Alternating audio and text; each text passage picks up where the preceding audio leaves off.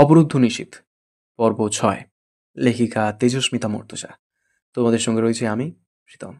তো চলো আর সময় নষ্ট না করে শুরু করা যাক। অন্তুদের বাড়ির দুপাশে পুকুর, পানি দেখা যায় না তাতে, কচুরি পানায় পূর্ণ। এই পুকুরের জায়গাগুলো মেজ চাচা আফজাল আর ছোট চাচা আফতাবের। মেজ চাচা কুড়িগ্রাম, অন্তুর দাদার আসল পৈতৃক বাড়িতে থাকেন, আর ছোট চাচা চাকরির সুবাদে ঢাকায় থাকেন। তাদের দুজনের জায়গা পড়ে আছে এখানে পুকুর হিসেবে। অন্তু এক দৃষ্টে কিছুক্ষণ চেয়ে রইল কতক্ষণ যাবৎ। আছরের নামাজ আদায় করে বারান্দায় এসে বসাটা ওর অভ্যাস। প্রতিদিন এ সময় কচুরিপানার স্তূপের ওপর ডাহুক পাখিদের হাঁটাহাঁটি দেখার লোভ সামলানো দায়। অথচ আজ তাদের দেখা মিলছে না। মনটা খারাপ হলো অন্তুর। কি সুন্দর তরতর করে ঘুরে বেড়ায় ডাহুকগুলো। আগে অন্তিক ওর বারান্দায় এসে ফাঁদ পাতার পরিকল্পনা আনত পাখিগুলো ধরার জন্য। মারামারি লেগে যেত অন্তুর সাথে। অন্তুর কথা, প্রাণী হত্যা মহাপাপ, আর প্রাণী যদি পাখি হয় তা স্বীকার করা ডাবল মহাপাপ। সে কোনো দিন অন্তিককে পাখি ধরতে দেয়নি। পাখির দেখা না পেয়ে অন্তুর মনোযোগ চলে গেল চলমান পরিস্থিতির দিকে। আজ ভাবির চাচাতো ভাইয়ের বাড়ি থেকে দেখতে আসার কথা ছিল, আসেনি। আমজাদ সাহেব নিষেধ করেছেন, 2 দিন পর আসতে বলেছেন। আখির কথা মনে পড়ল। আজ 2 দিন হলো খুব জানতে ইচ্ছে করে জয় আগে ভার্সিটির মেয়েগুলোর সাথে কি করেছে। বিরক্ত হয়ে উঠল অন্তু নিজের ভাবনার ওপর। ঘুরে ফিরেই একই ঘেঁচালে মন চলে যায়। বাড়িতে নীরব অশান্তি চলছে। সরকারি প্রাইমারি স্কুলের মাস্টার ছিলেন আমজাদ সাহেব। দিনকাল চলেছে কোনো মতে, কিন্তু অন্তু বড় হয়েছে, অন্তিক বড় হয়েছে। সেই অবস্থায় বাড়ি না করলে নয়। বাবা হিসেবে শিক্ষা ও সাধ্যমতো যোগ্যতা ছাড়া বিশেষ কিছু দিতে পারেননি। অন্তিক যদিও বা জিদ ও ঝামেলা করত, অন্তু সেটুকু করেনি কোনোদিন। ছোটবেলা থেকে এত গাঢ় বুদ্ধিমতী ছিল মেয়েটা। বাপ শখ করে কষ্ট করে কিছু দিতে চাইলে পরে হাসি মুখে অনিচ্ছা জানিয়েছে, লাগবে না আব্বু, এই জিনিস আমার পছন্দ বা প্রয়োজন না। সেক্ষেত্রে বাপ হিসেবে আমজাদ সাহেবের কর্তব্য নয় কি সন্তানকে অন্তত একটা উপযুক্ত বাসস্থান দেওয়া? শেষ পর্যন্ত এই তো বছর 2 আগে ধার দেনা করে এবং কিছু গুছানো টাকা দিয়ে দোতলার কাঠামো তুললেন। একতলার ছাদ হতে হতে টাকার সংকট পড়ল। পুরনো বাড়ি ভাঙার ফলে থাকার জায়গার সংকট হলো। সেই অবস্থায় বাড়ির একতলা অন্তত ঠিক করা ফরজ হয়ে দাঁড়ালো। এতে আরও অনেকটা ঋণ হয়ে গেল। অন্তু জানতো না আব্বু শেষ পর্যন্ত বাড়ির কাজ দ্রুত সারতে সুদসহ টাকা ধার নিয়েছেন, যার সুদাসল মিলে এখন জানের ওপর উঠেছে। অন্তুর দাদার বাড়ি কুড়িগ্রাম, তবে কোনো এক সূত্রে তিনি বেশ অনেকটা জমির মালিকানা পেয়েছিলেন এই দিনাজপুরেও। মেজ ছেলে আফজাল কুড়িগ্রাম রয়ে গেছে, ছোটটা ঢাকায় থেকে চাকরি করে। আমজাদ সাহেব চাকরির সুবাদে দিনাজপুর থাকতেন। সেই দেনার দায় থেকে মুক্ত হতে আমজাদ সাহেব কুড়িগ্রামের জায়গা বিক্রির বায়না নামার টাকা নিয়েছেন। এছাড়া আর উপায় ছিল না। পাওনাদারেরা ঘাড়ের উপর উঠে আছে। সাথে দিন যত যাচ্ছে সুদের পরিমাণ সমান্তরাল হারে বাড়ছে। বিপত্তি বেঁধেছে মেজ চাচাকে নিয়ে। ভদ্রলোক বিশাল খামারের মালিক। তার সেই খামার আমজাদ সাহেবের জায়গার অর্ধেকটাতে চলে এসেছে। ক্রেতা লোকটা ততদিন রেজিস্ট্রিতে যাবেন না যতদিন জমি পরিষ্কার ঝামেলামুক্ত না হয়। এটাই স্বাভাবিক। কোনো ক্রেতাই টাকা পয়সা খরচ করে ভেজাল জমি কিনতে আসবেন না। জমি বিক্রি করতে হলে সকল ঝঞ্ঝাট মিটিয়ে বিক্রি করতে হবে। অথচ মেজ চাচা আমজাদ সাহেবকে জমি দিতেই রাজি নন। তিনি বলেছেন, আমজাদ এখানে থাকে না, জমির দেখভাল করে না। তাছাড়াও তো দিনাজপুরে একটা জমি পেয়ে সেখানে বাড়ি করে বসবাস করছে। তাহলে এখানে আবার কিসের জমি পাও না? কোনো জমি পাবে না ও এখানে।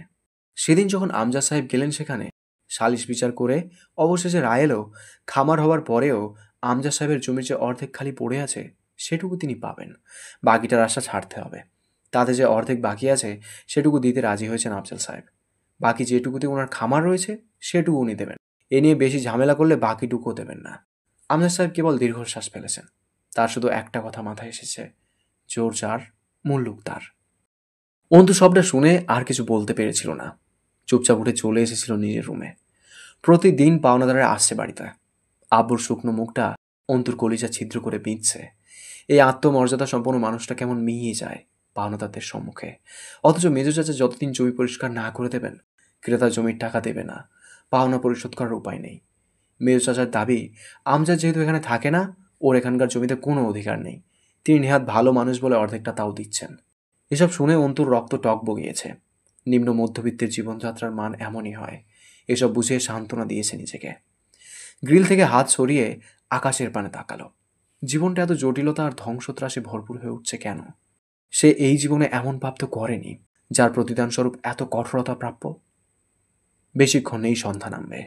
আমু চেঁচিয়ে ডাকছে। অন্তুর এই আরেক বদভ্যাস। বাড়ির লোকের বেশ জানা। অন্তু অতিরিক্ত অন্যমনস্ক। বারবার ডেকে তার হুঁশ ফেরাতে হয়। চেঁচিয়ে ডাকার ফলে অন্তুর সম্বিত এলো। ওড়নাটা ভালোভাবে মাথায় জড়িয়ে রুম থেকে বের হয়ে আম্মুর কাছে গিয়ে বলল, কি হয়েছে? রাবেয়া বেগম রোদে কুমড়ো বড়ি শুকাতে দিয়েছিলেন, তা তুলছেন বসে। অন্তু গিয়ে দাঁড়ালে বললেন, তোর বাপ ডাকতেছে, চা শুনে আয়। আব্বুর ঘরে ঢুকতেই সুরমা আতর মিশ্রিত একটা সুগন্ধ এসে নাকে ঠেকল। আব্বু আছরে নামাজ শেষে জায়নামাজেই তাসবিহ গুনছেন। অন্তু এগিয়ে গিয়ে মেঝেতে বসতে অগ্রসর হয়। আমজাদ সাহেব বাঁধা দিলেন, তুই বিছানায় বস, আমি এই বসাতেই মাগরিব পড়ে উঠব, আজ আর মসজিদে যাব না, শরীর খারাপ। অন্তু কথা শুনল না। আব্বু নিচে বসে থাকলে সে কিভাবে পা তুলে বা ঝুলিয়ে বিছানায় বসতে পারে? আব্বুর পাশে পা গুটিয়ে মেঝেতে বসে পড়ল। আমজাদ সাহেব কিছু বললেন না। অন্তু জিজ্ঞেস করল, শরীর ভালো তোমার? আছে, ভালোই। অন্তু তাকালো আব্বুর মুখের দিকে। কি শুদ্ধতম চেহারা, এক থুতনি চুপ দাড়িতে হালকা পাক ধরেছে, সেখানে মেহেদির রং উঁকে দিচ্ছে। গভীর চোখ, পুরু ঠোঁটের বিশালদেহী মানুষটা। ভারী গম্ভীর কণ্ঠস্বর, এক পা গুটিয়ে বসেছেন। সেই পায়ের নখে কালো দাগ। অন্তু তাতে হাত বুলিয়ে দিয়ে বলল, কোথাও ব্যথা পেয়েছিলে? রক্ত জমেছে নাকি নখে? আমজাদ সাহেব বললেন, ব্যথা পাওয়ার কথা মনে পড়ছে না, তবে ওখানে একটু ব্যথা আছে। বাড়িতে কি হয়েছে? অন্তু চোখ তুলে চেয়ে হালকা হাসল। কি হবার আছে বাড়িতে? সব ঠিকঠাক। আমজাদ সাহেব গম্ভীর স্বরে বললেন, তুই আমার মা না, আমিই তোর বাপ। হুঁশিয়ারি করছিস আমার সঙ্গে? অন্তু এবার হেসে ফেললো আরও খানিকটা। করতেই পারি, তুমি ওল্ড জেনারেশনের লোক, তোমাকে ঘোল খাওয়ানো কোনো ব্যাপার নাকি আমার কাছে? আমজাদ সাহেব বললেন, বিয়ে শাদী করবি না তাই বলে? অসহায় মুখে তাকালো অন্তু। তুমিও আব্বু? কাকে বিয়ে করব? ভাবি রানা ছেলেকে, নাকি আম্মার কাছে আসা ঘটকের পাত্রদের মাঝে কাউকে? তাচ্ছিল্য ফুটে উঠল অন্তুর মুখে। আমজাদ সাহেব কিছু বললেন না। অন্তু আনমনে বলল, আব্বু, সামনের দিনগুলো খুব খারাপ যাবে তাই না? আমজাদ সাহেব চোখ মেলে তাকালেন। তোকে বলেছি কোনো কিছুকে পাত্তা দেওয়া যাবে না। জীবনটা একটা চক্র, সোজা ভাষায় বললে বৃত্ত। কোনো এক বিন্দু থেকে একই রেখা বরাবর যতটা আগে এগোবি, রেখাতে চক্রাকারে ঘুরে সেই প্রথম বিন্দুটা ঠিক তত নিকটে আসতে থাকবে। ঠিক যেমন রাত যতটা গভীর হয় সকাল তত নিকটে আসে।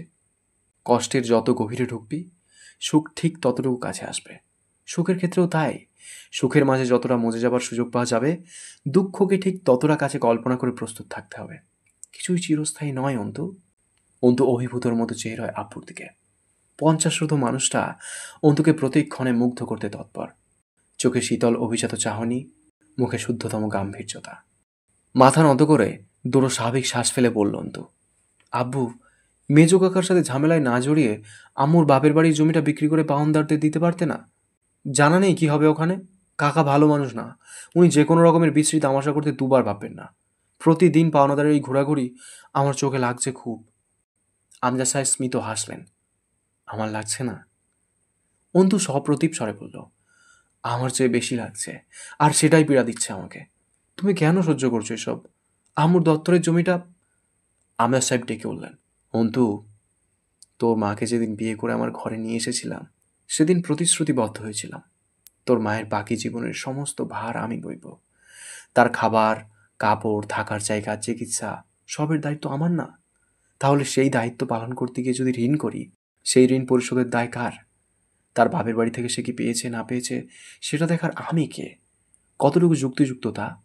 যতদিন বেঁচে আছি অন্তত ততদিন তো না, এমনকি মরার পরেও তার একটা ব্যবস্থা করে যাওয়া আমার কর্তব্য। তা পারবো কিনা জানা নেই। তাহলে তার ভরণ পোষণে খরচা করা টাকার ঋণ তার বাপের কাছে পাওয়া জমির পয়সায় কি করে শোধ করি? এমনিতেই তাকে ভালো জীবনে তো রাখতে পারিনি আমি, এমন কিছু রেখেও যেতে পারবো না যা দিয়ে আমার অবর্তমানে তার খুব চলবে। তখন ঠিক ওই জায়গা বিক্রি করেই চলতে হবে হয়তো তাকে। এটা আমার কর্তব্যে খেলাপি না। মরার পরেও কর্তব্যের হেরফের হবে, বেঁচে থাকতেও যদি তাই করে। অন্তু নির্বাক চোখে তাকিয়ে রয় আব্বুর দিকে। আমজাদ সাহেব একটু থেমে আবার বললেন, আমি তোর মায়ের কাছে এমনিতেও ঋণী, খুব ভার এই ঋণের। আমার ছেলের ওপর আমি সেই শখ রাখতে পারি না যে সে তার মা আর তোকে দেখবে। অন্তু হাসলো আব্বুর সাথে, তাচ্ছিল্যের হাসি। আব্বু ছেলের ওপর ন্যায্য ভরসা রাখাকে শখ বলছে। মানুষটা ব্যাপক, অদ্ভুত, আত্মসম্মানী। আমজাদ সাহেব বললেন, আগামী দিন বিচার আছে, আশা রাখা যায় ভালো কিছুই হবে। গ্রামের মাতব্বররা আবার সালিশ ডেকেছে। জমি পেয়ে যাব, বিক্রি হয়ে যাবে, পাওনাদার আর আসবে না। তুই চিন্তা করিস না। আর কথা বাড়ায় না অন্তু, ভাবনায় ডুবে রয়। রাবেয়ার ভাগ্য নাকি কোনো নেকির ফল। মূর্খ সরল সহজ নারীটা হুটহাট তার আব্বুকে কোন কপালে পেয়ে গিয়েছিল। কি করলে এমন কাউকে এই শেষবেলায় এমন শক্তিমান ছায়ার মতো পাওয়া যায়? হুট করে অন্তুর ভেতরে অদম্য এক শখ অথবা আকাঙ্ক্ষা জাগল। তার জীবনে এমন কেউ কি আসতে পারে না? ভাবি জিজ্ঞেস করে তোমার কেমন সঙ্গী চাই। ভাবি বা আম্মা বোঝে না তার একজন এমন কর্তব্যপরায়ণ পুরুষ চাই, যে একরাশ প্রশান্তি এবং এক বুক আত্মমর্যাদার চাদরে মোড়ানো এক মুঠো নিঃস্ব সুখ হবে। সম্পদ ছাড়া তার কাছে সব থাকবে। একটু অবাক হলো নিজের ভাবনায়। সম্পদ ছাড়া? উত্তর এলো হ্যাঁ। সম্পদ ছাড়া যে পুরুষরা কর্তব্যপরায়ণ তারা স্বর্গীয়। এই তো আব্বু। শঙ্করেও যে এমন সব কাব্যিক কর্তব্যের বর্ণনা দেয় নিজের অর্ধাঙ্গিনীকে নিয়ে, মেয়ের কাছে। মাগরিবের আজানের ধ্বনি উঠেছে চারিদিকে একযোগে। রাবেয়া ঘরে ঢুকলেন। আমজা সাহেব জায়নামাজের ওপর দাঁড়িয়ে হাত পেতেছেন। রাবেয়া এসে পাশে দাঁড়ালো। অন্তুই সুখময় সুযোগ ছাড়তে চাইল না। আবুর বাথরুমে অজু করতে ঢুকে পড়ল। আজকে এই দুই অদ্ভুত সঙ্গীদের মাঝে দাঁড়িয়ে মালিকের সামনে মাথা নোয়াবে। অজু করে বেরিয়ে চোখ পড়ল দুজনের দিকে। হেসে ফেলল অন্তু আনমনেই। আম্মু আব্বুর তুলনায় বেশ খাটো। লম্বা চওড়া অভিজাত ৯০ দশকের নায়কদের মতো আব্বুর পাশে আম্মুকে কি বেমানান লাগছে। আবার হাসল অন্তু। হুম, এই দুজনকে বেমানান লাগতে পারে না। এরা রবের সৃষ্ট জুটিদের মাঝে একজোড়া। দুজনে পাশাপাশি দাঁড়িয়েছে রবের সম্মুখে ঝুঁকতে, কাঁধে কাঁধ মেলানি উচ্চতায়, অথচ মনের মিল অসীম। অন্তু সব ভুলে বুক ফুলিয়ে একটা ফুরফুরে শ্বাস ফেলে আব্বুর পাশে গিয়ে দাঁড়ালো। আব্বু নীরবে তার জন্য নিজের একপাশে পাশটায় জায়গা রেখে যা নামাজে দাঁড়িয়েছে। অপর পাশে রাবেয়া বেগম। ইলেকশন এগিয়ে আসছে। প্রতীক বের হবে দিন দুয়েকের মাঝে। গতকাল সম্মেলন অনুষ্ঠিত হয়ে গেছে। ব্যস্ত সময় কাটছে হামজার। জয়ের দৌড়াদৌড়ি বেড়েছে। সকাল 10টা বাজছে। বাড়ির মেয়েরা রান্না শেষ করলো, অথচ পুরুষগুলো জাগেনি এখনো। শাহানা বললেন, যাও তো রিমি, দেখো তোমার শ্বশুর উঠলো নাকি। রিমি দুটো নোংরা প্লেট সিঙ্কে রেখে বলল, শ্বশুর আব্বা এমনিতেও এখন উঠবে না আম্মা, আমি ওনাকে ডেকে আসি। সকাল সকাল ডাকতে বলেছিল, 10টা বেজে গেছে। রিমি বের হবার সময় তরু ঢুকলো রান্নাঘরে। শাহানা তরুকে জিজ্ঞেস করলো, জয় উঠছে? তরু মাথা নেড়ে না জানিয়ে ভাতের গামলাটা নিয়ে ডাইনিং টেবিলের দিকে গেল। রিমি রুমে ঢুকে জানলার পর্দা ঠেলে কাঁচ সরিয়ে দিল। হামজা উপর হয়ে শুয়েছিল। মুখ কুঁচকে নড়ে চড়ে উঠল। কি করছো রিমি, পর্দা টেনে দাও। ঘুম জড়ানো পুরুষের কণ্ঠস্বর এতটা মোহনীয় হয় তা কি জানে এরা? নিজের মনেই আড়ালো রিমি। তার চেয়ে বয়সের পার্থক্য একটু বেশিই লোকটার। অথচ রিমির লোকটাকে একটু ভয় করে না, সংকোচ হয় না, খারাপ লাগে না। সমবয়সী প্রেমিকই যেন ওর। দাড়ি গোপ বেড়েছে লোকটার। নিজের যত্নে গাফিলতি করছে ব্যস্ততা তরুণ। 3 কোয়ার্টার প্যান্ট পরনে শুয়ে থাকা এই লোককে তার পার্টির ছেলেরা এভাবে দেখলে কি নেতা মানবে? ছোট যুবকের মতো লাগছে। বয়সের দূরত্ব বছর 8 তো হবেই রিমি হামজার। রিমি এগিয়ে এসে চুলে হাত চালিয়ে ডাকল, নেতাবাবু, আপনার নির্বাচন তো ফুরিয়ে গেল, উঠুন জলদি, আমার আর মেয়রের বউ হওয়া হলো না। চোখ খুলে তাকালো হামজা।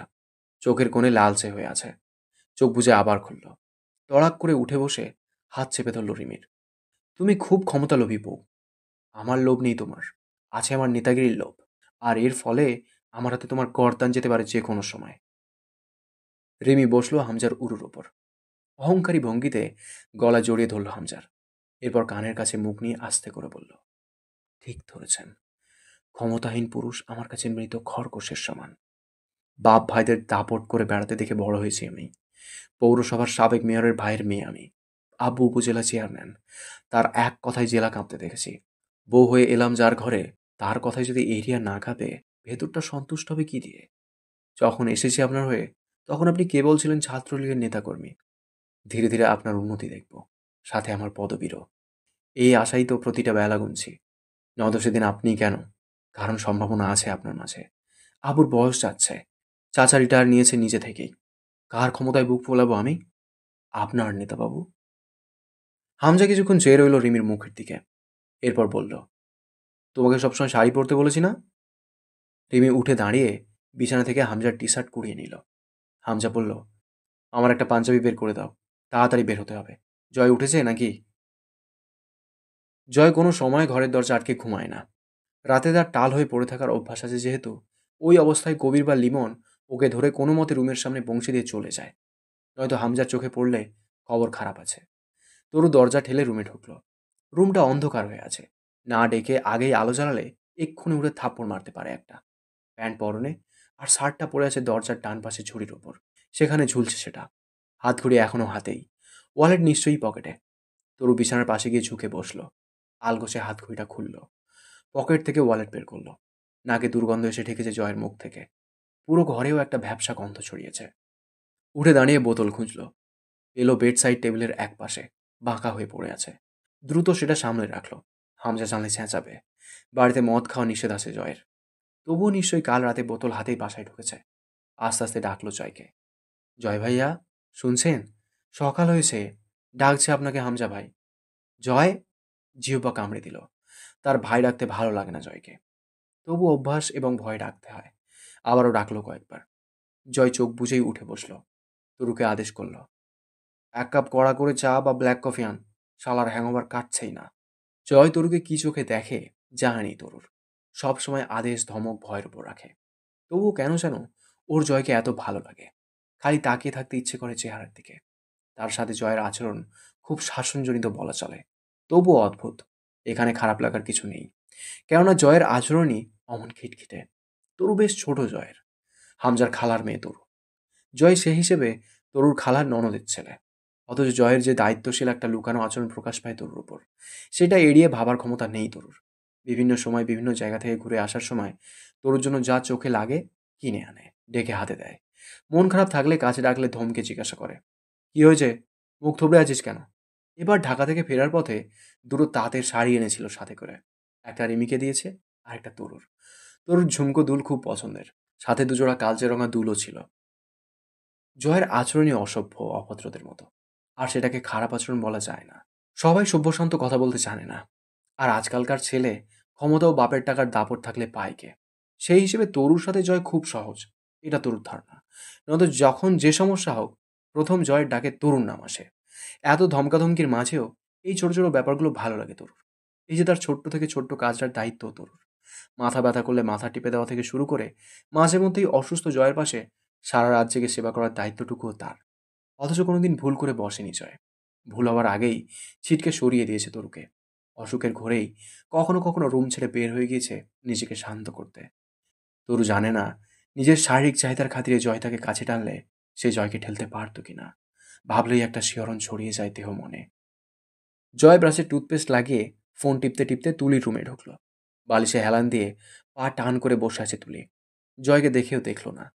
জয় গিয়ে বিছানা থেকে কম্বলটা ফেলে দিল মেঝেতে। যদিও না ফেলেই দিব্যি বসে তো বিছানায়। তুলির দিকে না তাকিয়েই বলল, রাতে খেয়েছিস? তা জেনে তোর কি? এখন যা, কথা বলতে ইচ্ছা করছে না। তুলির গম্ভীর চেহারার দিকে তাকালো জয়। কাঁধ দুলে উপহাস করে হাসলো। কি আশ্চর্য আশা তোর! তুই বললি আর জয় তা মেনে চলে গেল। ইচ্ছে থাকলেও যাব না, কারণ তুই যেতে বলেছিস। এখন তেড়ামি না করে যা তো জয় রুম থেকে। ভালো লাগছে না। আর তো কারো স্বামীর সাথে ঝামেলা হয় না, রাইট? তোর মতো এমন ড্যাং ড্যাং করে বাপের বাড়ি এসে ছ্যাঁচড়ার মতো পড়ে থাকে না তারা।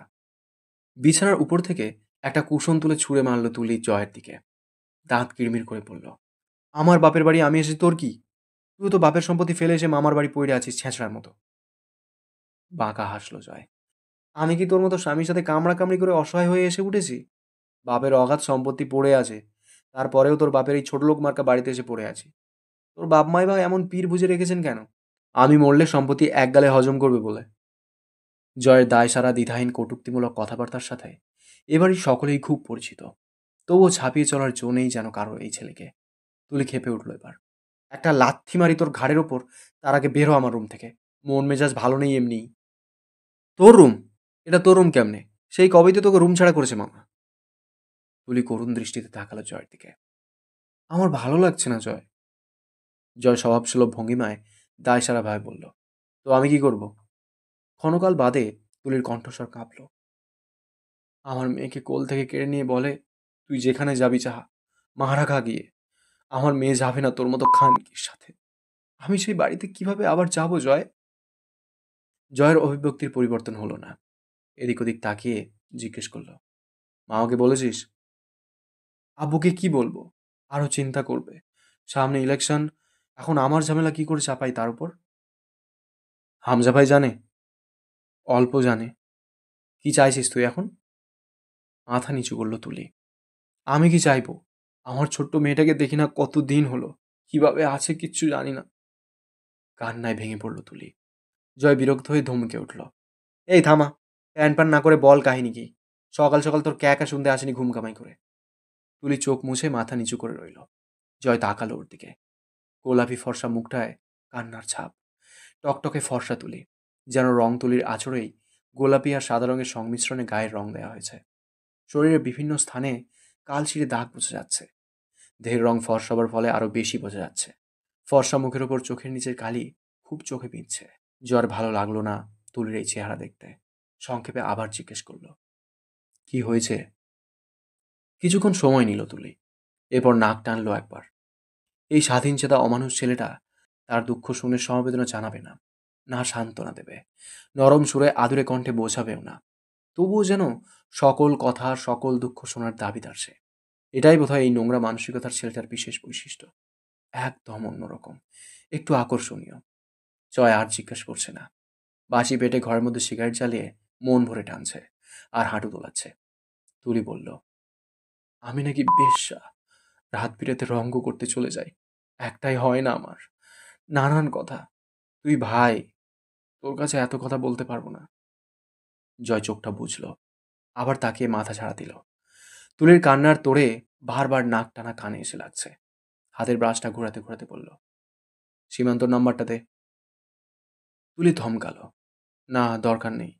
আমি কথা বলে নেব। তুই শান্ত হ, মিটিয়ে নেব আমি। আচ্ছা, কাঁদছি না। জয়। জয় তাকালো তুলির দিকে। এখন ঠাটিয়ে দুটো চড় মারতে দ্বিধাবোধ করবে না জয়। সেই সভ্যতা বা আদব নেই ওর মাঝে। হোক বড় বা ছোট, হাত উঠে যায় খুব সহজে। তুলি নম্বর বলল। সাথে সাথে ফোনে তুললো নম্বরটা জয়। উঠে দাঁড়িয়ে বলল, খেতে আয়। আমার এখন খিদে পায়নি, পরে খেয়ে নেব। তুই খেয়ে বের হ। জয় বের হয়ে যেতে যেতে বলল, দ্বিতীয়বার আর কেউ ডাকতে আসবে না। আর না আমি রিপিট করব। ব্রাশ করে এসে যেন টেবিলে পাই তোকে। তুলি দীর্ঘশ্বাস ফেললো একটা। উঠে বাথরুমের দিকে গেল হাত মুখ ধুতে। রাতে কিছু খাওয়া হয়নি, শরীরটাও ভালো লাগছে না। হামজার জয় বাড়ি থেকে বের হলো দুপুর 12টার দিকে। কবির গাড়ি নিয়ে দাঁড়িয়ে আছে মোড়ের উপর। এই পথটুকু হেঁটে যেতে হবে।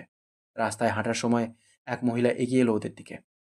দুজনে সালাম দিয়ে জিজ্ঞেস করলো, কেমন আছেন চাচি? চাচি বললেন, ভালা আছি বাপ। তোমার আব্বাই যে কইছিল একখান বিধবা ভাতার কার্ড কইরা দিব, সবগুলো পাইছে, আমি খালি পাই নাই। জয়ের দিকে তাকালো হামজা। জয় রোদ চশমাটা খুলে পড়ল। আপনি কাল সকালে আসবেন আমাদের বাড়িতে। ওগুলো আমার কাছে দিয়েছে হামজা ভাই। আমি দিয়েছি সকলকে। কয়জনটা রয়ে গেছে, ওর মধ্যে আপনারটা আছে নিশ্চয়ই। মহিলা সন্তুষ্ট মনে চলে গেলেন। এগোতে এগোতে ছোট দুটো ছেলে সালাম হাত কপালে ঠেকিয়ে সালাম ঠুকলো দুজনকে। এলাকার ফার্মেসির দোকানদার হামজাকে ডেকে বলল, এই রাস্তায় তো আর হাঁটা যায় না বাজান। একটু বৃষ্টি হইলেই কাদা পানি প্যাক প্যাক করে। রাস্তার কাজ কবে ধরবা হামজা? হামজা হাসলো। এই তো কাকা, নির্বাচনের ঝামেলাটা মিটলে আর কষ্ট করতে হবে না আপনাদের। রাস্তার কাজ এই রাস্তা দিয়েই শুরু করবো ইনশাল্লাহ। এলাকার মানুষ আগে আমার। আর এমনিতেও শীত নামানোর বৃষ্টি এসব, শীত এসে গেছে অলরেডি। এখন আর বৃষ্টি বা কাদা হবে না কয়েক মাস। গাড়িতে উঠে বসলো দুজন। হামজা সামনের সিটে উঠতে গেলে জয় এসে হানা দিল, তুমি পিছনে যাও, আমি এখানে বসবো। হামজা বিরক্ত হয়ে বলল, আমাকে বিরক্ত করতে জন্মেছিস তুই এই জন্মটা? তুই বড় হবি না এই জীবনে? জয় ঠোঁট বাঁকিয়ে ঘাড় কাত করলো। চান্স নাই ব্রো। কথা না বলে পেছনে যাও তো, রোদে গা পুড়তেছে আমার। গাড়ি চলছে মেইন রোড ঘেঁষে। হামজা জিজ্ঞেস করলো, সেদিন তোদের গাড়ির কি হয়েছিল শুনলাম? জয় গম্ভীর হলো। কার জানি চুলকানি উঠছে মনে হয় আমায় নিয়ে। একটু মলম লাগানো দরকার। তবে তার আগে হারামির বাচ্চাটার ঘা খুঁজে পাওয়া দরকার। হামজা গাড়ির কাঁচ টেনে দিয়ে বলল, বাবাকে আবার ডেকেছিল থানায়। এরপর থানায় ডাকা হলে তুই সঙ্গে যাবি। মাথা ঝাঁকালো জয়। অসম্ভব। ওই পুলিশ শালাদের এক একটা মশার কয়েল টাইপ প্রশ্নে আমার মাথা 550 ডিগ্রি সেন্টিগ্রেড গরম হয়। হাঙ্গামা হবে আমি গেলে। হামজা মুখ শক্ত করলো। এই জন্যই তো থাবড়ানো উচিত তোরে। বলি সবসময় মাথা ঠান্ডা নিয়ে চলবি। রাজনীতি একটা কৌশলগত চক্র। সেখানে তোর এই ওভার টেম্পার মাথার জন্য জীবনে তোর উন্নতি হবে না। সাথে আমি তো রোজ ডুবছি। নাক শিরালো জয়। পিছন ফিরে তাকালো। আমার থেমে গিয়ে দাঁত খিঁচল। আমার সামনে আমার বদনাম করতেছো তুমি? হামজা চট করে হেসে ফেলল। আমি তোর পেছনে। কবির হাসলো হামজার কথায়। সিটে মাথা ঠেকালো জয়। চোখ বুজে জিজ্ঞেস করলো, গন্তব্য কোথায়? মেয়র সাহেবের বাড়ি যাচ্ছি। তুই তো কোনো কাজের না, অথচ তারপরেই। জয় দেহটা এলিয়ে দিল সিটে। মারির দাঁতের আগায় জিহ্বা ঘুরিয়ে হেসে মাথা ফেরালো পেছনে। ছেলে বড় হয়েছে ভাই, রাত হলেই ক্ষুধা লেগে যায় শরীরে। তোমরা একটা ব্যবস্থা করছো না? কবির জিহ্বা কামড়ালো। লজ্জা শরম কোন হকারের কাছে বেচে বাদাম খাইছো ভাই? তোমার কি ব্যবস্থা করবে হামজা ভাই? 12 থালায় খাওয়া লোককে একটা বিয়ে দিলে পোষাবে? বিয়ে করবে তুমি? ঘাড় নাড়ল জয়। হুম, লাইফটাকে এখনো চেস করার আছে। এত সকালে বলি হবার নয়। হামজা সিগারেট ধরালো। ডিএসএলআর কাঠি নেভাতে নেভাতে বলল, তুই আসলেই মেয়েবাজি শুরু করেছিস জয়? আমার বিশ্বাস হয় না।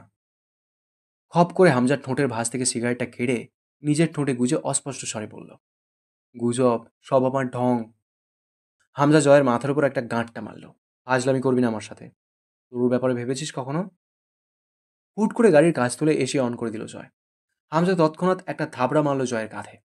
মারারও আরও বহু প্ল্যান আছে, এভাবে মারলে পাপ বেশি হবে তোর। এসে উঠল হালকা। জয় বলল, তাই বলে তরুর দিকে নজর গেল তোমার? তুই আগে জানলার কাজ নামা হারামি। শ্বাস আটকে মরে যাব। ধোঁয়া জমে গেছে ভেতরে, ঠান্ডাও লাগছে। সিটে মাথা এলিয়ে দিল জয়। মরলে লাভ সবচেয়ে বেশি আমার। এবার মেয়র পদ আমার কনফার্ম। তোমার পাশের জানলা খোলো, বাল। কবিরকে বলল, এসি অফ করো। হঠাৎই কবির ব্রেক কষল। জয় নেমে দাঁড়িয়ে জ্যাকেটের পকেটে হাত গুঁজল। হামজা নেমে শাল চাদরটা গায়ে পেঁচিয়ে গাড়ির সামনে গিয়ে দাঁড়ালো। সৈয়দ মুস্তাকিন মহান দাঁড়িয়ে আছে পকেটে হাত গুঁজে। কার্গো প্যান্টের ওপর মেইবি হালকা রঙা টি শার্ট। অঘ্রাণের শীত শীত আবহাওয়ায় তারপর প্রকাণ্ড শাল চাদর জড়ানো। তিনটে পুরুষের দাঁড়ানো এবং পোশাকের ভঙ্গিমা হাবভাব বলছে তিনজন কোনো প্রতিযোগিতায় নেমেছে। হতে পারে সেটা দেহভঙ্গিমা অথবা ক্ষমতা, হতে পারে পোশাক বৈচিত্র্য অথবা শত্রুতা। এতক্ষণ শুনলে অবরুদ্ধ নিষেধের ষষ্ঠ পর্ব। কেমন লেগেছে কমেন্ট করে জানিও। তোমাদের একটা কমেন্ট আমাকে প্রচুর মোটিভেট করে। পরবর্তী পর্বগুলো খুব শীঘ্রই চলে আসবে এই চ্যানেলেই, তাই চ্যানেলটিকে সাবস্ক্রাইব করে রেখো। দেখা হচ্ছে খুব তাড়াতাড়ি। ততক্ষণ সুস্থ থেকো, ভালো থেকো। Thank you.